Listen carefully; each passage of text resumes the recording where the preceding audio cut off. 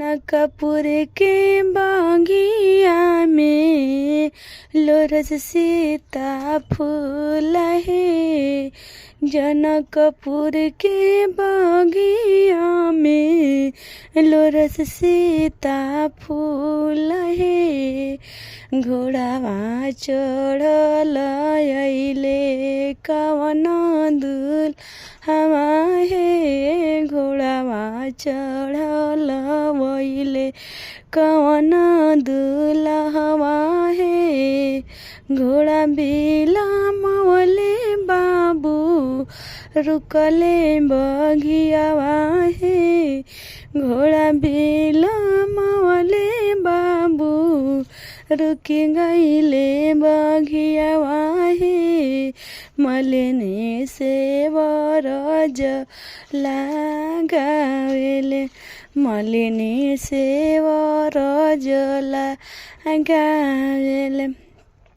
कैसे बाड़ी ये मालिन तोरा फुलवा के मोल है। हमारा के दे दे मालिन डला भर फूल है। हमारा के दे दे मालिन डला भर फूल है। बोलला से बोलला दुल्हा फेरू जानी बोलिहा हो। हमारा के कही जानी मालिन बेटी वाहे। हमारा के कही जानी मालिन बेटिया वाहे। हमारा के कही जानी मालिन बेटिया वाहे। फुलवा के मूल बाबू तो से नदी आई है हो।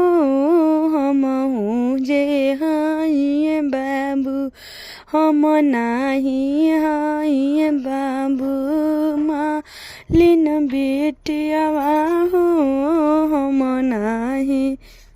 हम नाही हाई बाबू मालिन बेटिया हूँ। हम हूँ जे हाई मालिन जनक जी के दियावा हूँ। हम हूँ जे हाई बाबू जनक जी के दिया हो। फूल लोरे आइल बानी हम हूँ बगियावा हो। फूल लोरे आइल बानी हम हूँ बगियावा हो। जनकपुर के बगिया में लोरस सीता फूल है। फूल जनकपुर के बगिया में लोरस सीता फूल है। फूलवा